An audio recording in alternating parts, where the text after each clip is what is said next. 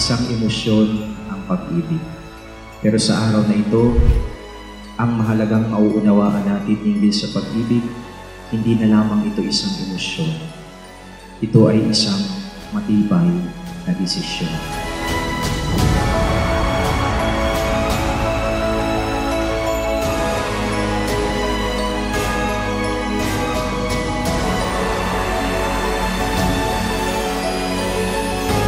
Pero ang pag-ibig ng Diyos na ating minana ay ang pag-ibig na isang matibay na desisyon.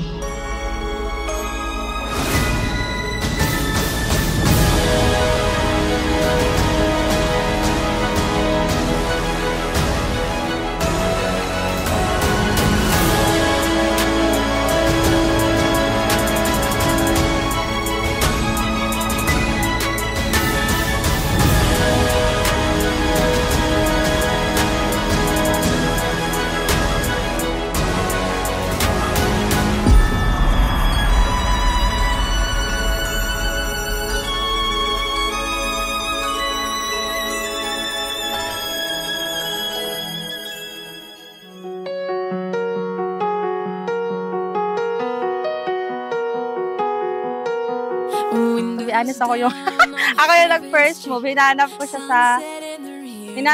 sa Facebook.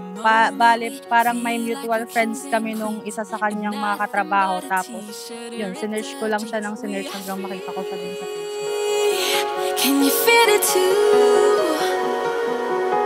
It's nights like these that only prove. And this is when the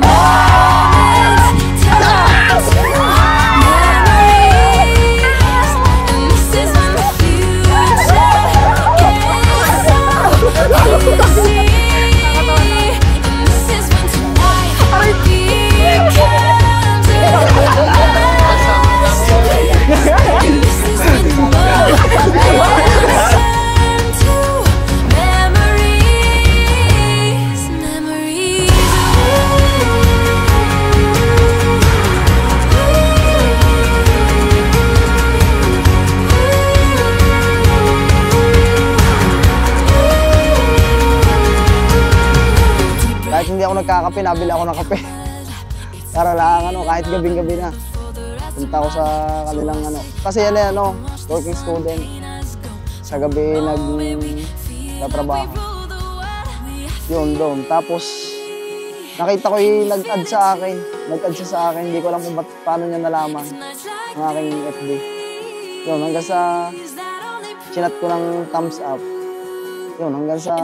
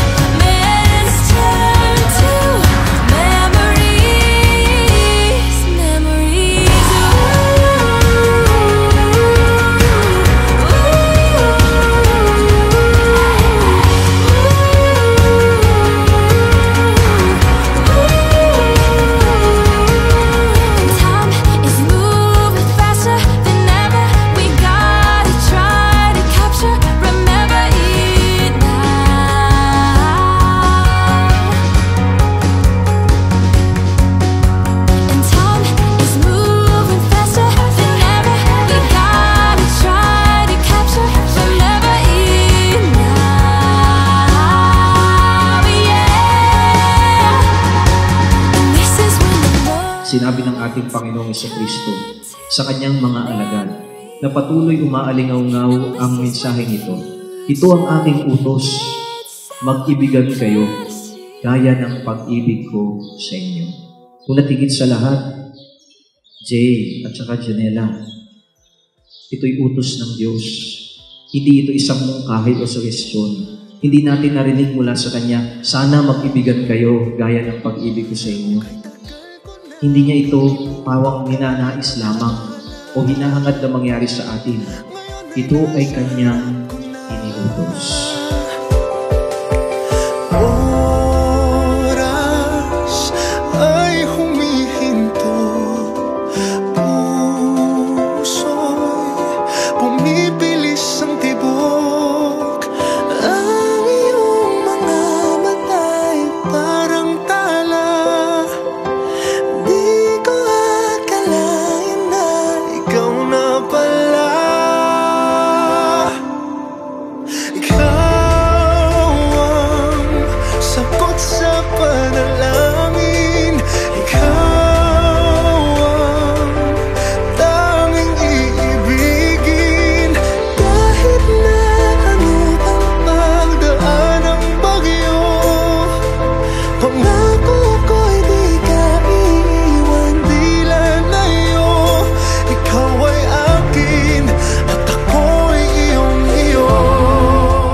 Kaya promise ko sa'yo na gagawin ko yung lahat ng best para suportahan ka sa lahat ng mga gusto mong gawin.